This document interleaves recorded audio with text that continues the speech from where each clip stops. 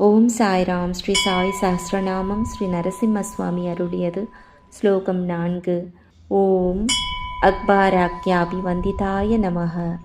ஓ அர்ஜுனா, நாம் இருவரும் பல பிறவிகளாக ஒன்றாக வாழ்ந்து கொண்டு வருகிறோம். இதை நான் நன்கு அறிவேன்.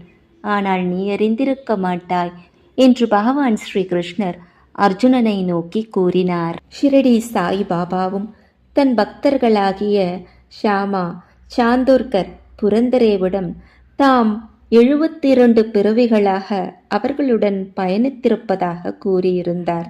மேலும் அவர் ஏதோ எந்த பிறவியில் நிகழ்ந்தது என்பதை துல்லியமாக எடுத்துரைத்தார்.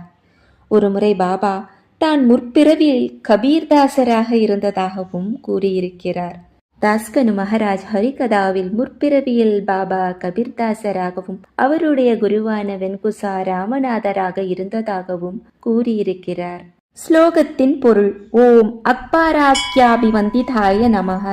அக்பர் என்றால் மாமன்னர் அக்பர் என்றும், ஆக்யாபி என்றால் ஆளுமை திறன் படைத்த மன்னர் என்றும், வந்திதாய என்றால் வணங்கப்பட்டவர் என்றும் இங்கு குறிக்கிறது. ஆகவே அக்பர் சக்கரவர்த்தியால் வணங்கப்பட்டவருக்கு நமஸ்காரம். அக்பர் சக்கரவர்த்தியால் வணங்கப்பட்டவர் கபீர்தாசரே ஆவார். பாபா தான் முற்பிறவியில் கபீர்தாசராக இருந்தேன் என்று கூறியதன் அடிப்படையில் பாபாவை ஓம் அக்பாராக்யாபி வந்திதாய நமக என்று போற்றுகிறோம். ஜெய் ஜெய் சாய்ராம்.